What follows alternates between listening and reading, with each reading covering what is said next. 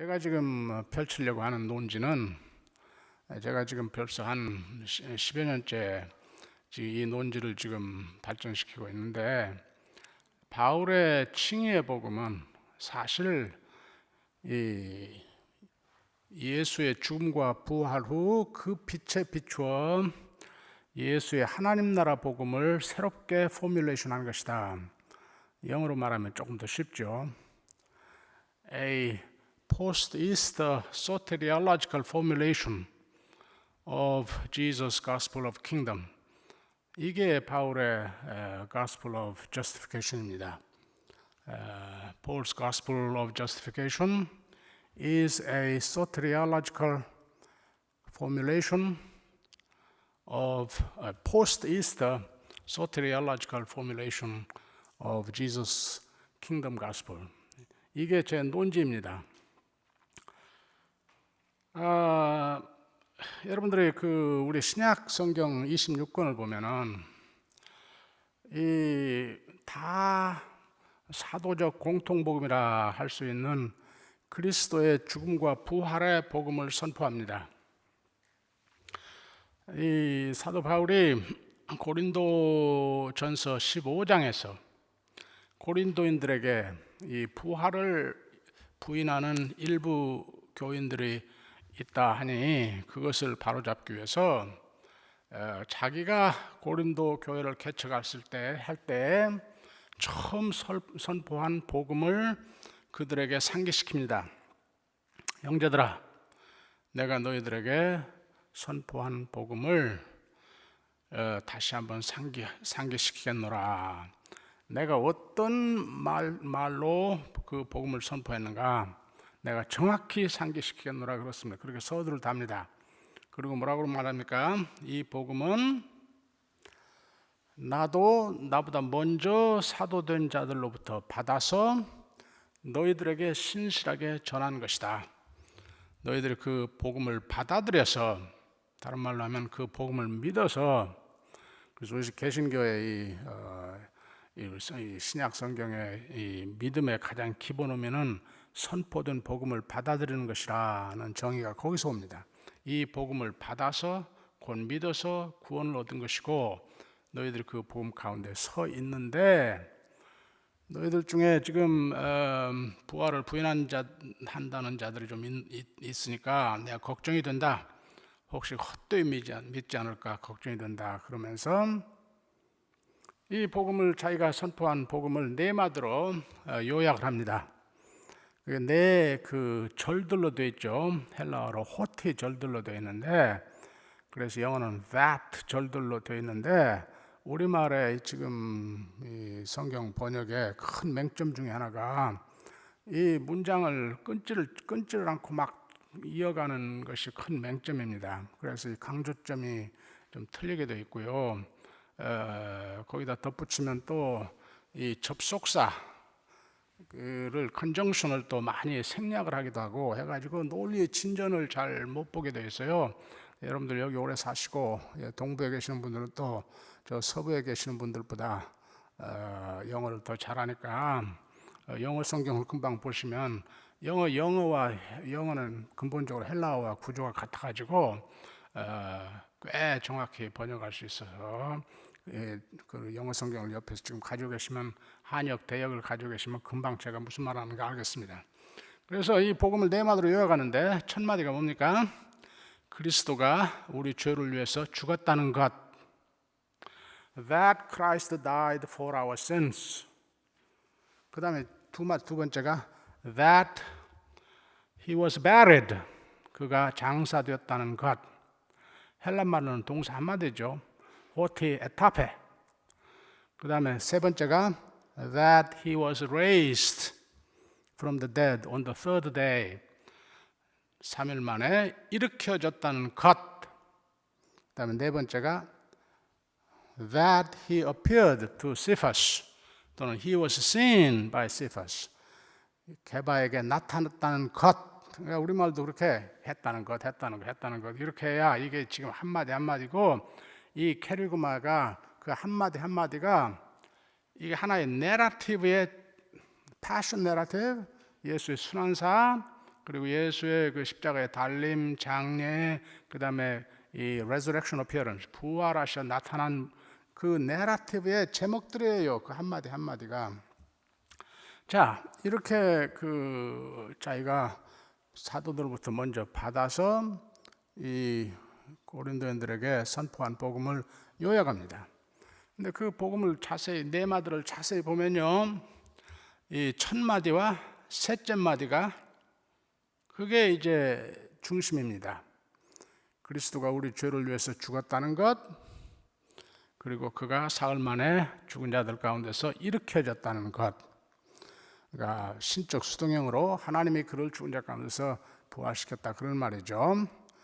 그게 곧 우리를 위한 구원의 사건이에요.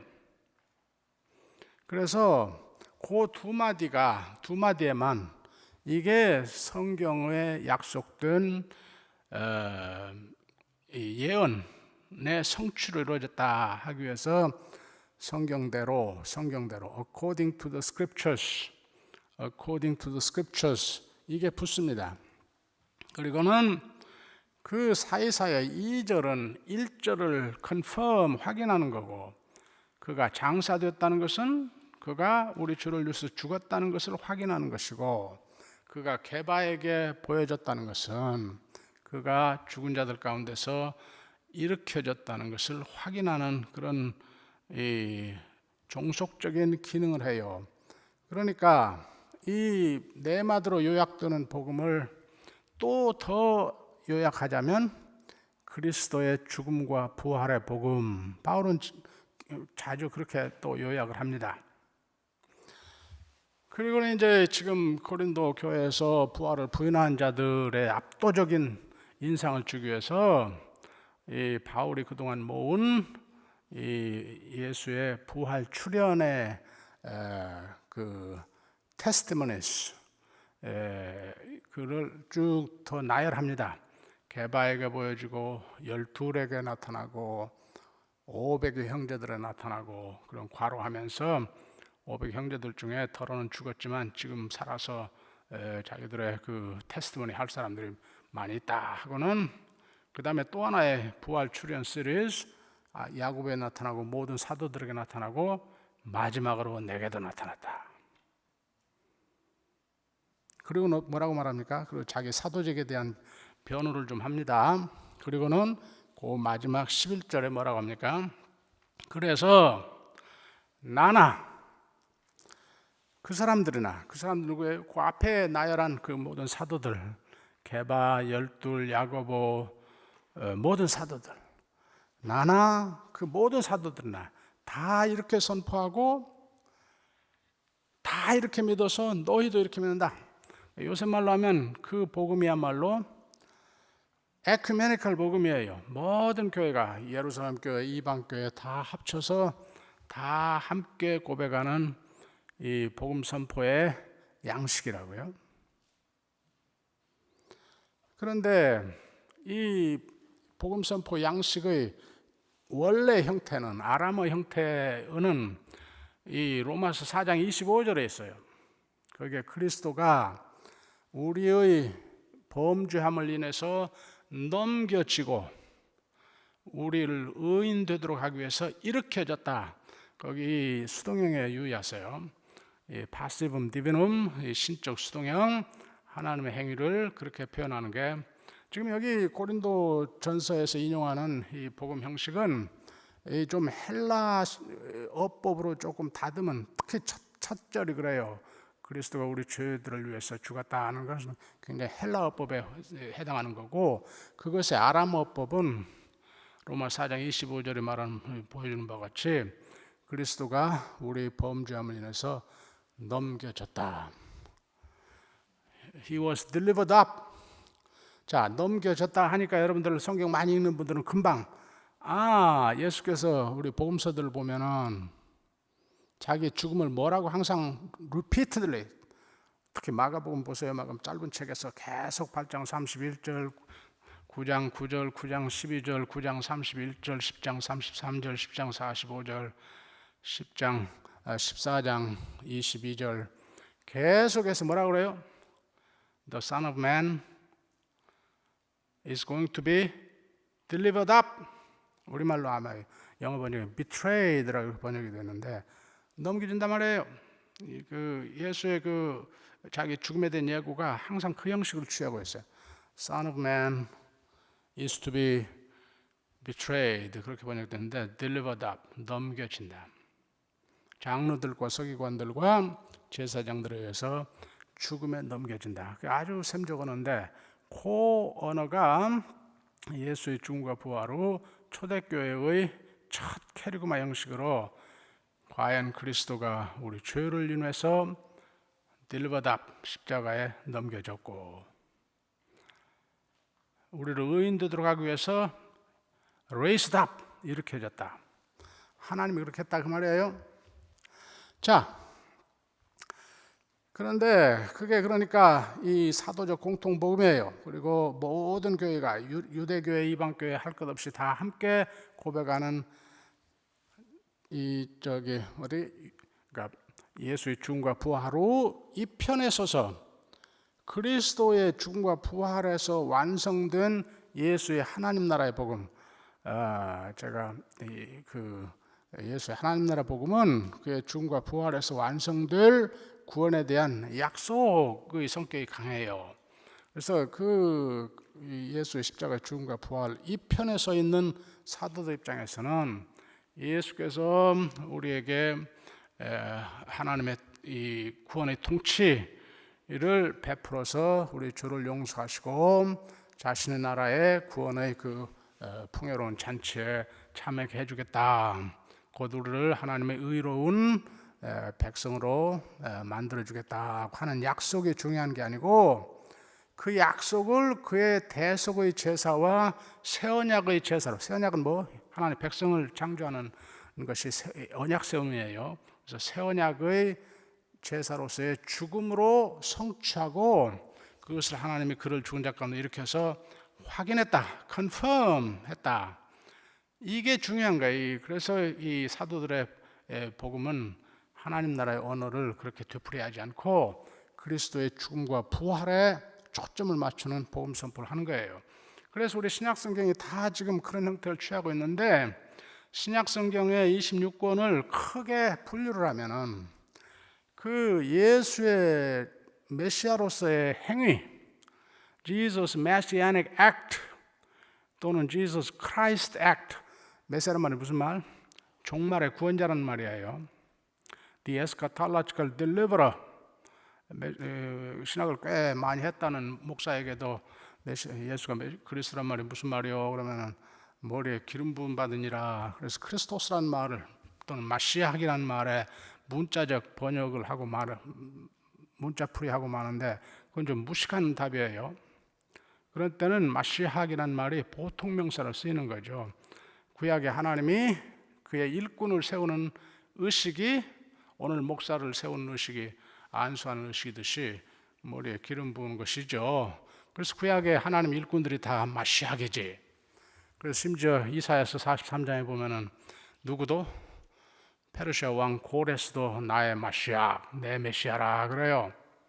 이럴 때는 보통명사라는 말이에요. 근데 예수가 메시아다 할 때는 예수가 종말의 구원자라, the eschatological deliverer 라는 말이죠. Savior라는 말이죠. 그러니까 고유명사가 되는 거야. 그러면 예수가 종말의 구원자로서 무슨 일을 하셨냐? 죽음과 부활이다. 그게 His Messianic Act, His Christ Act. 그래서 신학자들은 그 그리스도의 죽음과 부활을 Christ Act 또는 Christ Event, Messianic Event, 이러면 Saving Event 이렇게 abbreviation 줄임말로 쓰잖아요. 자, 그런데 그 예수의 종말의 구원자로서의 행위의 two moments, 두 대목이 있다고요. 하나가 죽음이고 십자가의 죽음이고 하나는 부활이야. 그런데 우리 신약성경 26권을 보면은 그 중에 이 십자가의 죽음에 포커스를 맞추는 복음 선포 양식이 있고 그의 이 부활에 포커스를 맞추는 복음 선포 양식으로 좀 양분돼요. 이 바울은 이 그의 십자가의 죽음에 포커스를 맞춘 복음 선포 양식이에요. 여러분들이 가령 고린도 전서를 생각해 보세요. 고린도 전서 1장 8절에 복음을 뭐라고 합니까? 십자가의 말씀이라. 우리 옛 번역에 십자가의 도라고 되어 있는데 도란 말 지워버리시고 거기 말씀, the word of the cross. 헬란말 the logos of the cross. 그 로고스를 도라고 또 번역을 했는데 말씀이 하나님 말씀. 하나님 이 복음을 한마디로 십자가의 말씀이라. 고린도전서 2장 2절에는 또 뭐라고 그래요? 바울이 내가 고린도에 너희들에게 처음 당도했을 때 십자가에 달린 그리스도에는 아무것도 알지 않기로 했다. 바울은 아주 예리하게 예수의 십자가의 죽음에 포커스를 맞추는 복음 선포 양식을 취한 거예요.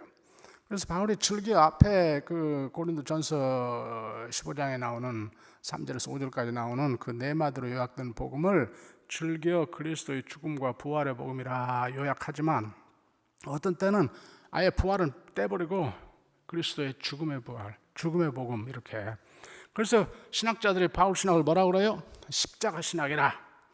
테올로기아 크루키스. 근데 우리 사복음서에도 그런 거기 십자가 죽음에 포커스를 맞춘 복음서 양식이 그게 마가복음이죠. 어쩌면 이 요한복음도 그렇다고 볼 수 있어요. 요한복음은 십자가의 그냥 부활의 의미, 그리스도가 높임받아 들어 올려짐, 하나님으로 드러남, 영광받음이 아주 합본이 되어버렸어요. 십자가의 죽음에. 그러니까 어떤 의미로는 요한복음의 복음 선포 형태가 이 십자가 신학의 아주 극단적인 형태라 그렇게 말할 수도 있겠죠. 그런데 반면에 이 누가 신학은, 누가복음의 복음 선포 양식은 이 예수의 부활 승천에 포커스를 맞춘 신학이에요. 여러분들 아마 신학교에서 다 그걸 배우셨을 거야. 그래서 누가만 이 우리 삼복음서, 누가를 제외한 삼복음서는 전부 복음서가 뭘로 끝나요? 예수의 십자가의 죽음과 부활로 끝나죠. 마가복음은 부활을 좀 이야기하다가 15장 7절에 그냥 동강이 나버려가지고 그 뒤에 뭐가 좀 더 있는 것 같은데 뭔지 모르니까 그것도 좀 희미해요. 그러나 하여간 부활로 다 끝나요. 마태도 그렇고 요한도 그렇고. 그런데 누가만 24장에 부활하신 주의 승천 모습을 그리고 제2권인 사도행전 1장에서 그것을 이어서 조금 더 승천하시는 모습을 그립니다. 뭘 강조하기 위해서? 예수의 부활이, 초대교회가 다 예수의 부활을 하나님께서 그를 죽은 자 가운데 일으켜 시편 110편 1절의 예언을 성취해서 자기 우편에 높이셨다고 해석을 해요. 우리 그 신약 성경이 전체가. 그래서 시편 110편 1절이 이 신약 성경에서 제일 많이 자주 인용된 구약 본문이에요. 그래서 이 그리스도의 부활이 하나님께서 그리스도를 높여서 자기 우편에 앉혔다. 우편에 앉힌다는 말은 자기의 통치권을 위임했다 그 말이에요. 그래서 예수가 시편 110편 1절대로 만유의 주가 되어서 하나님의 주권을 대행하는 분. 자, 땅 위에서도 예수가 하나님 나라의 복음을 선포하면서 자신이 은근히 하나님의 아들로서, 하나님의 아들이란 말은 무슨 말? 성경의 아들이란 말은 기본적으로 상속자란 뜻이죠. 하나님의 대권을 상속받은 분으로 대행한다고 주장을 했잖아요. 그래서 하나님의 이 통치를 대행하는 분으로, 구원의 통치를 대행하는 분으로서 죄인들을 용서하고 그들에게 하나님의 백성으로 백성 된다고 약속해주고 그들에게 종말에 하나님 나라에서의 하나님의 자녀들이 되어 하나님의 충만함을 상속받겠다 해주겠다고 약속하고, 그것을 그림으로 나타내기 위해서 죄인들과 먹고 마시는 잔치하고, 하나님 나라를 이 혼인잔치로 비유하고, 그것을 실제로 드라마로 이 죄인들과 먹고 마시는 잔치하고 했지 않습니까? 일체가 그가 하나님의 아들로서 하나님의 통치를 대행함을 보여줬는데, 하나님께서 그를 죽은 자 가운데 이렇게 자기 우편에 높여 그것을 더 확인하고 하게 했다.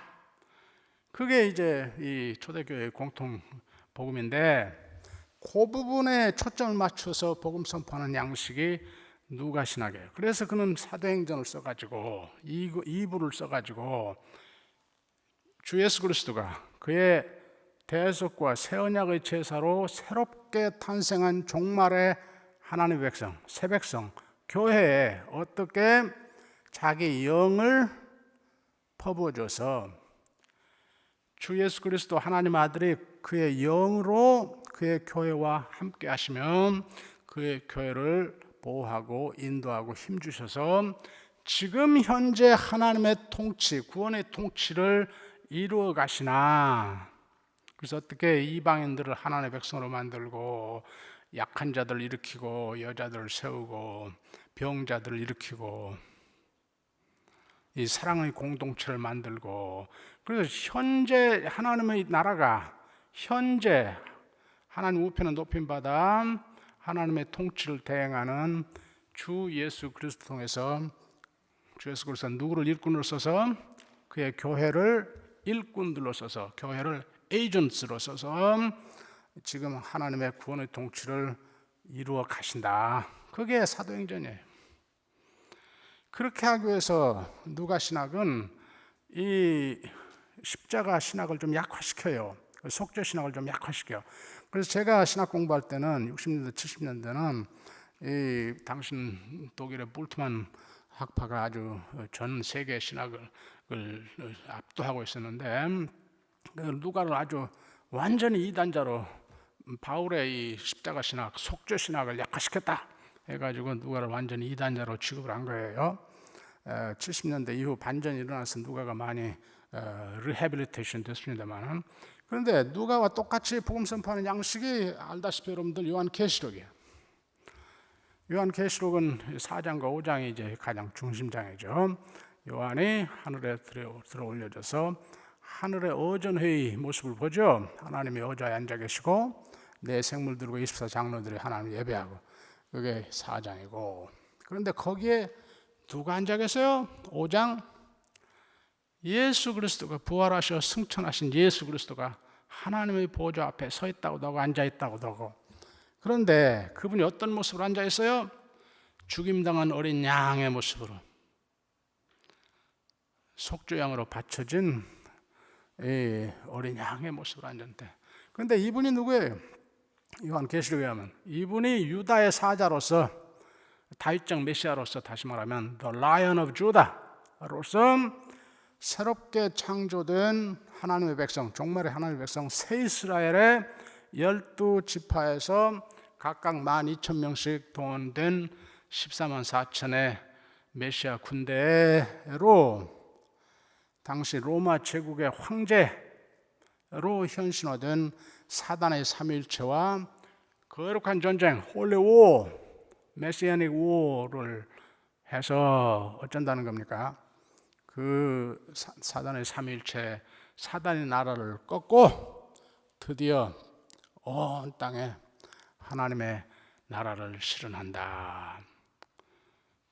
그게 요한계시록의 복음 선포 양식이에요. 그러니까 어디다 초점을 맞췄어요? 이 부활 승천하여 지금 하나님 우편에서 하나님의 통치를 대행하며 이 땅에 그의 교회를 군대로 써서 하나님의 나라를 실현해 가시는 그리스도, 주 예수 그리스도, 죽임당한 어린 양. 그러니까 사도행 누가는 교회를 그리스도의 일꾼으로 본다면, 주의 일꾼으로 본다면, 이 요한계시록은 교회를 그리스도의 병사들로, 군대로 보는 그 차이만 있지 이 구도는 똑같아요. 그러나 이 또 하나 그런 유행이 뭐예요? 그게 히브리서의 기독론이에요. 이 그리스도가 히브리서의 복음 선포 양식을 어디다 초점을 맞춘 그리스도가 하나님 존전에 승천하셔서 하나님의 존전 앞에서 지금 현재 우리를 위해서 중보하시는 대제사장이다. 하늘 성전에서 지금 현재 우리를 위해서 중보하시는 대제사장이다.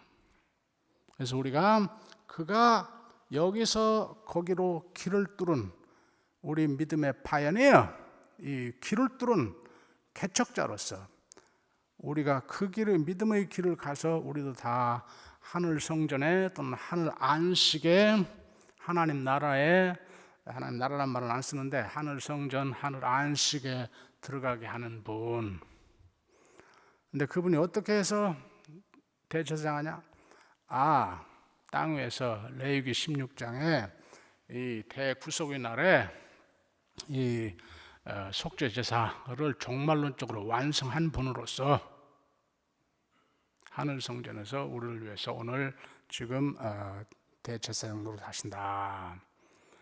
그러니까 이 히브리서도 이 예수의 십자가의 이 속죄 죽음을 무시하잖아요. 중요해요. 그 죽음이 히브리서에게 아주 중요하죠. 속죄 이 레위기 16장의 대구속의 날에 속죄 제사. 여기 지금 여기 브루클린에 유대인들 잔뜩 살죠. 그 9월 말쯤 되죠. 욤키푸어 속죄의 날 되면 굉장하죠. 그 사람들.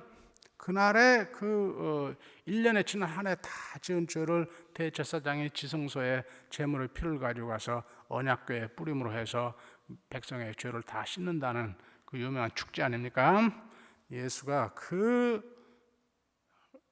이 대구속의 날에 속죄 제사를 종말론적으로 완성했을 뿐만 아니라 동시에 그것이 예레미야 31장 30절 34절까지의 새 언약의 제사여서 그 새 언약에는 뭐가 담겨 있어요?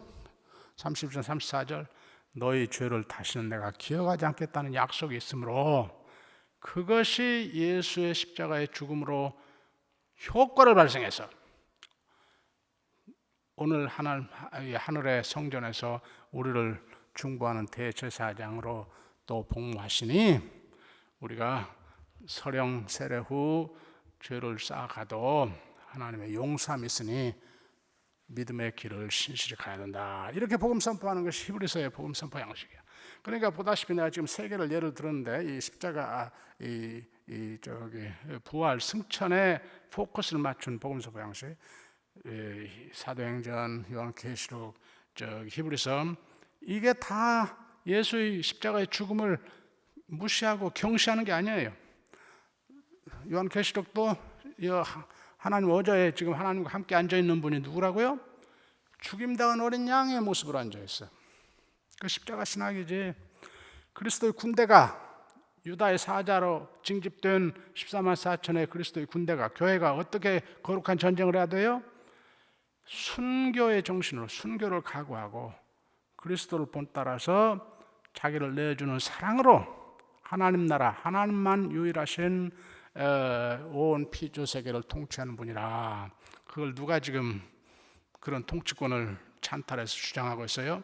로마 황제가 주장하고 있지. 그게 아니고 로마 황제 뒤에 있는 사단이 아니고 하나님이 온 피조 세계의 유일한 통치자다는 예수의 하나님 나라의 복음을 요한계시록 언어로 말하면 예수의 증거를 예수의 방법으로 자기를 내어주는 사랑의 정신으로 함으로 해서 거짓과 무자비한 군사력으로 세상을 지배하는 이 사단의 나라, 로마 이 제국주의로 형상화된 사단의 나라를 꺾고 하나님 나라의 진리와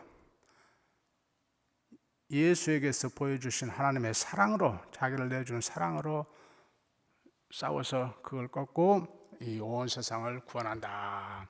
그러니까 십자가 신학이 아주 중요해요. 그러나 포커스가 어디? 부활 승천에 맞춰져 있다.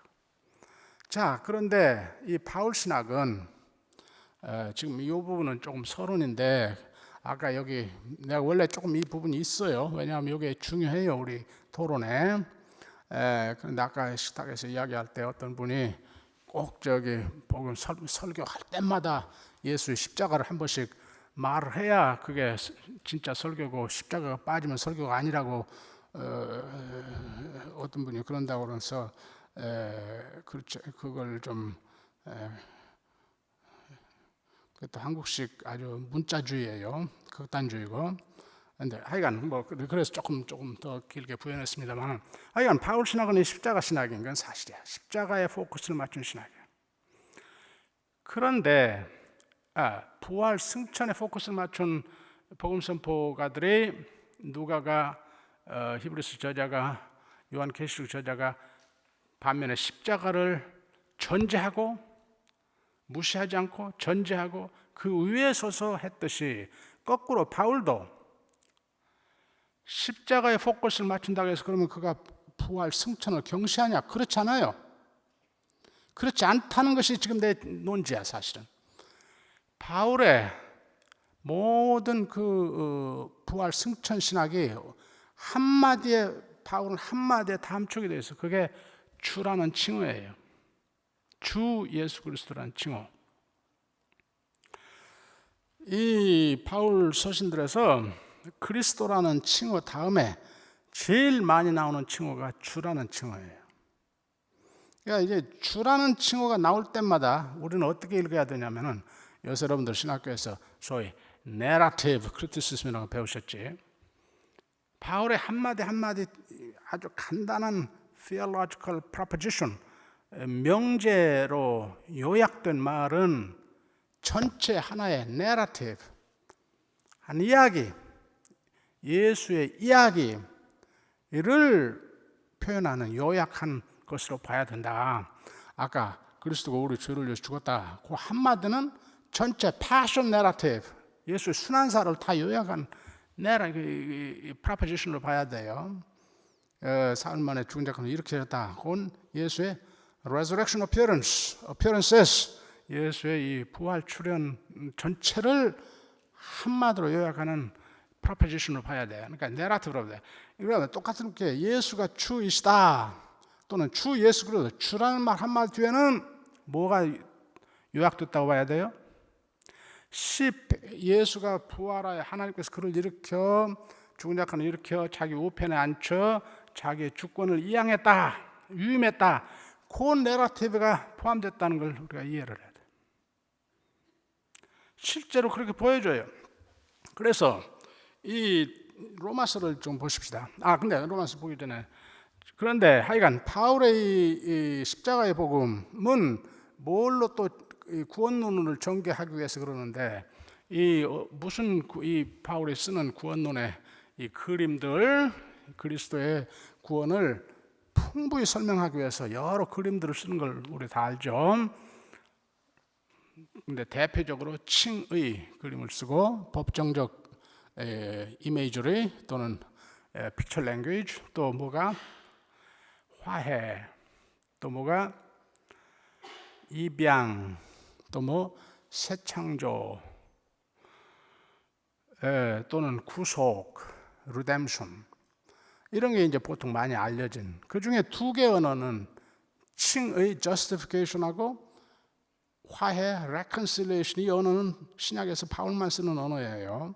우리는 칭의 해서 그냥 신약 전체 그 언어를 쓰는 줄 아는데 그렇잖아요. 바울만 쓰는 언어라고. 근데 바울은 또 한 두 개 언어를 더 써요. 이 구원을 풍부히 쓰면서 하나가 하나님의 영광을 얻음, 또는 하나님의 형상인 하나님의 아들의 형상에 같은 형상 되어감, 이 transformation 또는 conforming to the image of God's Son. Who is God's image? 하나님의 형상인 하나님의 아들의 형상에 같은 형상 되어감. 어디서 있어요? 로마서 8장 29절 30절. 또 어디서 있어요? 저기 고린도후서 3장 18절 등등. 이 말은 무슨 말이냐면은 하나님의 영광을 얻는다, 또는 영광에 참여한다, 영광을 얻는다, 받는다, 하나님의 아들의 형상에 같은 형상 된다 말은 하나님 같이 된다 그 말이에요. 하나님 같이 된다. 곧 우리가 그의 신성의 충만함에 참여한다 그 말이에요. 그게 구원의 극치야. 그래서 드디어 우리 피조물의 한계성, 피니튜드를 극복하고 하나님의 충만에 참여하는 것이 그 구원이에요. 그러기 위해서 우리가 죄가 용서되고 하나님과 올바른 관계 회복이 됐다. 그게 칭이고, 하나님과 원수 노릇하는 게 아니고 하나님과 화해됐다는 게 화해론이고, 하나님의 부유함을 상속받는 자들이 됐다. 그게 입양론이고, 아들이란 말은 자녀 된단 말은 항상 상속자 된단 말이에요. 입양, 그게 아담적 숙명을 극복하고 새로운 아담적 새 인류가 됐다. 새 창조고. 이런 언어가, 그런데 그 중에 이제 제일 현저한 언어가 칭이죠. 이것은 바울이 이방인들 선교하면서 이 가장 첨예하게 부딪힌, 저는 다메섹 도상에서부터 자기 자서전적으로 이렇게 부딪힐 수밖에 없는 상황이 있었고, 거기서 또 이방인 사도로 부름을 받으니까 함께 이 그리스도의 죽음을 칭의의 복음으로 전개할 수밖에 없었다고 제가 원래 그런 논문을 썼는데, 하여간 그래서 보시는 바와 같이 칭의론이 바울의 두 편지들의 갈라디아서와 로마서에 가장 현저히 나타나고 빌립보에서도 좀 나타나고 그래요. 그 복음을 재발견한 것이 루터고, 그 복음의 재발견으로 드디어 500년 전에, 정확히 499년 전에 종교개혁이 일어난 것이죠. 우리 개신교도들은 그 종교개혁의 후예들로서, 그러기에 개신교도들에게는 복음이란 이 칭의의 복음, 하나님의 이 재판석에서 무죄 선언됨, acquittal, 또는 의인이라 선언됨, 의인이라 칭함받음, to be declared righteous, 이게 우리에게는 the gospel이에요. the gospel, 그게 복음이에요. 그래서 이 바울의 복음만을 그렇게 이해를 하지 않고 신약 전체를 그렇게 해석하려고, 아니 구약까지도 그 칭의의 복음 아래 해석하려고 좀 무리한 일까지 우리 개신교도들이 많이 한 것이죠. 근데 알다시피 19세기 말부터 이 칭의론에 대한 이 신학적 도전이 이제 납니다. 대표적으로 윌리엄 브레디와 알버트 슈바이처가 이 칭의론은 바울 복음의 중심이 못 된다. 이 슈바이처 같으면은 이 바울 복음의 중심은 이 그리스도와 연합한다는 사상이다. 그래서 그리스도 안에서 내포되고 그리스도와 함께 죽고 그리스도 안에 내포되어 그리스도와 함께 새 생명으로 부활한다는 것이 바울 복음의 중심이고, 그래서 슈바이처의 표현으로는 그게 바울 복음의 이 메인 크레이터, 주 분화구, 화산이 폭발할 때 주 분화구였고, 칭의론은 유대주의자들이 이방인들도 할례를 받고 율법을 지켜야 하나님의 백성이 되고 그리스도의 구원을, 그리스도 누구냐? 결국 유대인들의 메시아인데, 유대인들의 메시아란 말이냐? 구약의 신의 언약의 성취자란 말이다. 그러니까 이 유대인들의 구원자 신의 언약의 성취를 받으려면 신의 언약 체계로 먼저 들어와야지. 이 사람들아, 신의 언약 체계로 들어오려니까 뭐예요? 할례를 받아야지. 그리고 모세 율법을 지켜야지. 그런 뒤에 예수를 믿어야지. 이게 유대주의자들 이러니까 이게 갈라디아서 나타나요. 그러니까 이 바울이 그렇지 않고 그리스도의 대속의 죽음과 부활을 믿음으로만, 그런 그 그리스도 안에 나타난 하나님 은혜를 믿음으로만 우리가 하나님의 최후 심판 법정에서 무죄로 선언이 된다. 그러니까 이방인들도 율법의 행위 없이 의인이라 칭함받으니 그리스도 안에서 유대인과 이방인의 차이가 없어졌다. 이렇게 칭의론을 전개한 거다. 그러니까 칭의론 순전히 유대주의자들과 논쟁용으로 이 독일말로 캄페스 레레 파이팅 닥트린으로 논쟁용으로 개발해서 전술적으로 좀 사용하는 것이지 그것이 바울 신학을 대표를 못한다. 아주 설득력 있는 근거. 첫째 뭐예요? 칭의론이 바울 서신에 다 나오냐? 갈라디아서, 로마서만 나오지 않느냐? 빌립보서 3장에 조금 나올락말락. 고린도 서신들이나 데살로니가 서신들 없지 않냐? 또 뭐라고? 근데 더 중요한 이유는 칭의론은 윤리를 낳지 못한다. 우리가 종말의 최후의 심판석에서 받을 무죄선언, 주용서를 지레 미리 받으면, 그걸 선취하면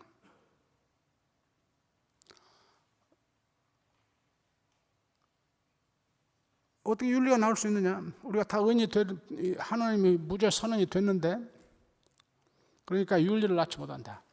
그런데 바울의 서신 뒤에 윤리가 많다. 근데 그 윤리를 가만히 봐라. 다 그리스도와 옛사람, 옛 아담적 죄인으로 죽고 너희들이 새 사람 됐는데 이제 새 사람답게 살아야지. 어떻게 옛사람 사냐? 그 소위 그리스도와 연합사상, 소위 슈바이처는 그걸 크라이스트 미스티시즘이라고 했어요. 독일말로 크리스투스 미스틱이라고 했어요. 거기에 윤리가 근거하지 칭의론의 윤리가 근거하지 못한다. 그러니까 칭의론은 윤리를 낳지 못한다. 그러니까 이것은 바울의 진정한 복음이 못 되고 논쟁용으로 한시적으로 개발한 거다. 이렇게 19세기 말에 이 개신교의 중심 복음 선포 양식에 거센 도전이 일어난 거예요. 그러나 그게 한동안 20세기 초에 또 일부 유대인들이 또 도전하기 시작합니다. 유대 신학자들이. 그랬다가 50년대부터 또 볼트만 학파가 세계 신학을 지배하면서 전통적인 루터식 칭의론이 아주 더 예리하게 표현이 됐어요. 그러던 차에 여러분들 다 아신 바와 같이 1977년에 에드피 샌더스가 Paul and Palestinian Judaism이라는 책을 출판함으로 해서 이 신약 시대의 유대교에 대한 새로운 이해에 근거해서 바울 신학을 새롭게 보자, 바울 복음을 새롭게 보자. 그래서 이 샌더스의 그 새로운 유대교 이해에 대한 바울의 새 해석을 1979년에 N.T. 라이트와 제임스 단이 그걸 바울의 신학에 대한 새 관점이라 하자, The New Perspective on Paul이라 하자, 그렇게 이름을 붙여가지고 그 운동이 지난 근 40년 동안 전개가 되어 온 것입니다.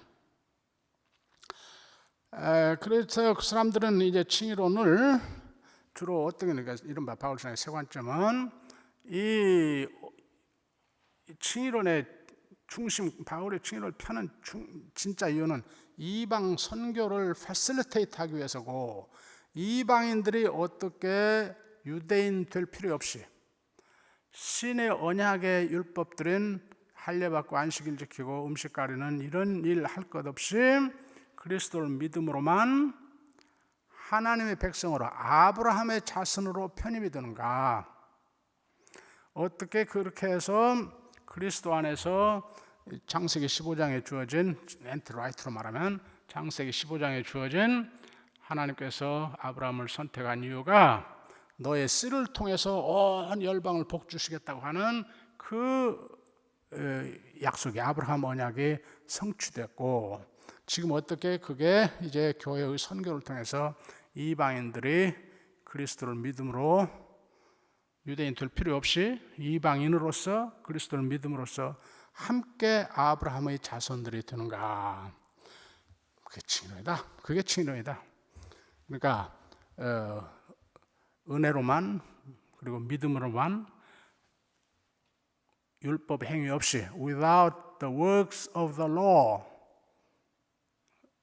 justification 이란다. 그 말은 이렇게 이방인들이 이 율법을 지킴없이 하나님의 백성 또는 아브라함의 자손으로 이 유대 믿는 유대인들과 함께 통합이 된다. 그 소리가 그게 칭의론이다.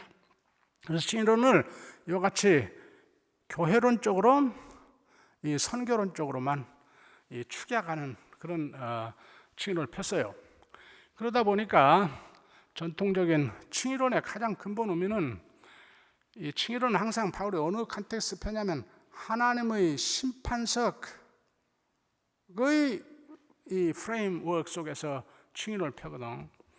그래서 이것의 가장 기본 의미는 법정적 의미인데 이 세관점 학파가 이 점을 너무 경시하니까 이 전통적인 종교 개혁적인 칭의론을 그 뜻을 고수하고자 하는 사람들이 그것에 대해서 많이 이 세관점 학파를 비판을 한 거죠.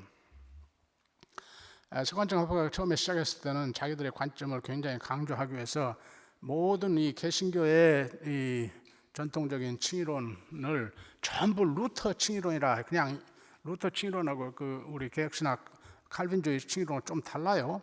그런데 그걸 그냥 통째로 루터 칭의론이라 막 공격해대며 시작을 했거든. 그러니까 거기에 대한 반격이, 근데 루터 칭의론이나 칼빈 칭의론이나 결국 하나님 법정에서 무죄 선언됨의 기본 의미는 같이 천명하는 것이기 때문에 함께 거기에 대한 반격을 해가지고 한 30년 동안 여러분들 다 아시겠지만 뉴 퍼스펙티브, 그들이 또 옛 전통주의자들 저 같은 사람들을 올드 퍼스펙티브라 이름을 지어가지고 뉴 퍼스펙티브, 올드 퍼스펙티브 격렬한 논쟁을 한 30년 벌였어요. 그러다가 한 10년 또는 7, 8년, 한 10년, 이제 거의 10년 됐습니다만은 전에 이제 양쪽의 이 주창자들이 좀 더 이제 그 함께 가운데로 이렇게 상호 접근을 하게 된 것입니다. 세관점 학파들이 앤티 라이트이 먼저, 그 다음에 제임스 단도 후에 자기들의 그 세관점적 그 통찰들을 너무 그 새발견, 칭의론의 새발견, 그리고 이 바울의 칭의론을 펴는 그 이방 선교의 컨텍스트에 대해서 너무 몰두하다가, 그리고 거기에 새로운 통찰에 새로운 인사이트에 너무 몰두하다가 칭의론의 가장 기본 의미인 이 법정적 의미, 하나님의 심판석 앞에서 acquittal, 무죄 선언되고 의인으로 칭함받음 또는 선언받음, 그걸 자기들이 경시했다. 자기들 의도는 아니었지만 그걸 좀 경시했다 하고 자기들 좀 잘못됐다고 사죄하고, 그러니까 이 올드 퍼스펙티브 저 같은 사람들도 좀 어떻게 그 사람들이 발견한 칭의론의 이 교회론적, 사회적, 선교적 이 컨텍스트와 그 통찰은 유용하다. 그리고 그들과 격렬히 논쟁을 하다 보니까 바울의 칭의론의 구조도 지금 곧 설명하겠지만 이게 지금 벌써 우리가 얻는데, 그 얻는 것은 첫 열매에 불과하고 종말의 예수의 재림 때에 우리 모두 어째야 된다고요? 하나님의 재판석 앞에 서야 된다고? 바울 편지에 곳곳에 써있지. 대표적으로 로마서 14장 10절, 고린도후서 5장 10절, 그 외에도 여러 곳에 써있어. 우리가 다 주의 예수 그리스도의 재림 때 주의 날에 어째야 된다고요? 하나님의 재판석 앞에 또는 예수 그리스도의 재판석 앞에 서서 우리가 한 행위대로 심판을 받는다. 그때 우리의 의인으로 칭함받음 또는 무죄 선언됨이 완성이 되는 거예요. 그러니까 이 칭의의 구원론도 우리 신약의 구원론의 일반적인 패턴, already but not yet, 지금 이미 첫 열매는 봤지만 그것의 완성은 아직 종말에까지 유보되어 있어. 제가 이렇게 가르쳤다고 한국에서 제 등 뒤에 제가 우리가 지금 구원 못 받고 종말에 유보됐다고 뭘 이단 가르친다고 비판하는 사람들이 있답니다. 근데 영어로 하면 쉽지. 한마디로 eschatological reservation of our salvation. 우리가 그럼 우리 구원이, 근데 그것을 한국말로 유보됐다 그러면 좀 부정적인 의미가 강해져요. 근데 똑같은 말을 예약돼 있다 그러면 좀 긍정적인 의미가 강해져. 그리고 종말에 받기로 예약됐다 하면 돼. 그러면은 그 eschatological reservation, 우리가 종말에 받기로 예약이 돼 있어. 말하고자 하는 바는 지금 한꺼번에 다 누리지 않는다 그 말이에요. 우리가 천년을 받은 거예요. 그런데 너무나 그동안의 개신교 이 신학이 우리가 세례 때에 이 칭의를 받고 끝나버리는 걸로, 그게 거기서 완성되는 걸로, 이 17세기에 이제 개신교 조직신학자들이 칭의가 우리가 믿는 자 될 때, 그러니까 세례될 때 받고, 그 다음에 뭐가 있다고요? 성화가 있다. 그 다음에 종말에 영광을 받는다. 영화가 있다. 이 이른바 구원의 서정, 오르도 살루티스, the order of salvation의 구도로 설명을 해오고, 이것이 우리 개신교도들에게 머리에 그냥 픽세이션이 돼가지고, 칭의는 이 세례 때 우리가 믿는 자 될 때 받는 것, 다 받는 것. 그 다음에 우리가 거룩하게 사는 좋은데 그게 성화다. 그래서 몸을 깨끗이 하고 경건하게 살려고 하고 의롭게 살려고 해야 된다. 그게 성화다. 그런데 이 칭의와 성화를 근본적으로 이렇게 분리시킴으로써 무슨 현상이 벌어져 버렸냐면, 구원은 이미 받았다.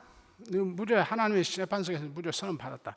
그러니까 최후 심판, 성경 여러 곳에서 최후 심판 가르치는데, 거기서 우리의 무죄 선언은 이미 받은 것에 대한 confirmation이고,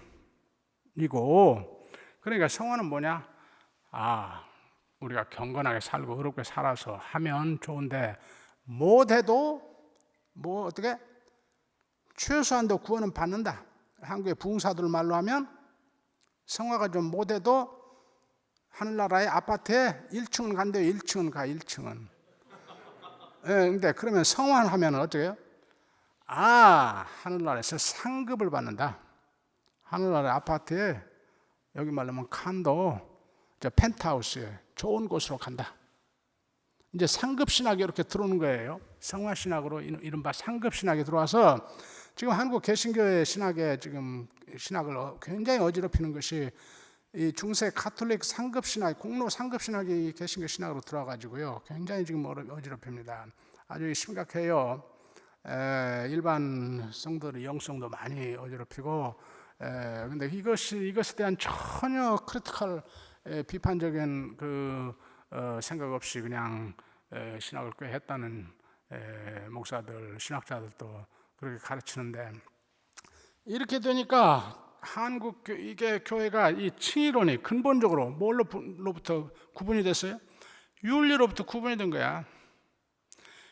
근데 한국 교회에서는 그런 게 아니고 서양, 그러니까 19세기에 심지어 벌써 브레데와 슈바이츠가 그걸 칭의론의 가장 근본 문제로, 칭의론 윤리를 낳지 못한다. 이게 칭의론의 아주 근본적인 약점이다. 이게 그러니까 바울 신학의 중심이 될 수 없다. 왜? 바울의 윤리가 많은데, 윤리적 권면이. 왜 이 칭의론은 순전히 전술적인 논쟁용, 이 유대 율법주의자들 압도하기 위해서 논쟁용으로 개발한 거지, 그게 바울의 진짜 복음이 못 된다. 이렇게 된 거예요. 그런데 우리 한국에서는 보수한다. 그래가지고 그 윤리 없는 칭의론이 서양 교회도 엄청나게 문제 일으켜가지고 그 19세기 신학자들 이렇게 제기했지만, 여러분들 나치 시대에 보네퍼가 그런 칭의론을 복음으로 삼고 수백 년간 가르쳐온 독일 교회를 향해서 뭐라고 그랬어요? 그들이 그리스도의 은혜를 싸구려로 만들었다고, cheap grace, 싸구려 연애, 독일말로 밀르게 그나데. 그런 하나님의 백성이 의인되고 했다는 독일 교회가 주 예수 그리스도의 제자도는 전혀 삶이 없이 단순히 그리스도를 믿음으로만 의인이라 됐다는 것으로 자부하고 주 예수 그리스도의 가르침에 따라 삶이 없어 제자도가 없이 사니까, 그러니까 그 교회가 뭐가 돼서 결국 나치 이데올로기의 서포터가 돼가지고 그런 인류의 그런 반인륜적인 엄청난 죄악을 저지르니까 그 상황에서 보네퍼가 선지자적으로 뭐라 그래요? 이건 엉터리 복음이다. 이건 그리스도의 그 엄청난 피값을 싸구려로 만든, 바울이 고린도 교회에 뭐라 합니까? 너희들의 몸을 그리스도가 어쨌다고요? 자기의 피의 값을 치르고 샀다고. 근데 어떻게 그것을 창기와 연합할, 그런 몸을 창기와 연합할 수 있냐고 나무라잖아요. 엄청난 값으로 산 은혜예요 그게. 근데 그것을 그냥 나는 이제 의인이 됐으니까, 나 그리스도를 믿어서 의인 됐어요. 우리 한국말로 하면 예수 믿는다고 예수 주로 영접하고 예수를 주로 구원자로 영접해. 그러면 너는 무죄 용서 죄사함 받고 의인 됐어. 거기까지 전도한 사람들 또는 목사들이. 그러니까 이제부터 너는 아무렇게 살아도 돼. 그 말은 안 쳐. 그러나 듣는 사람에게는 어렵게 살면 좋지만 못해도 괜찮아. 구원의 확신만 가지면 돼. 너 예수 영접했지? 그럼 구원 확신 받아. 너 의인 됐어. 무죄 선언됐어. 그게 구원파 아닙니까? 그런데 한국에서는 이 구원파를 이단으로 하는 이 정통 목사들이 사실상 구원파 복음을 선포하는 거예요.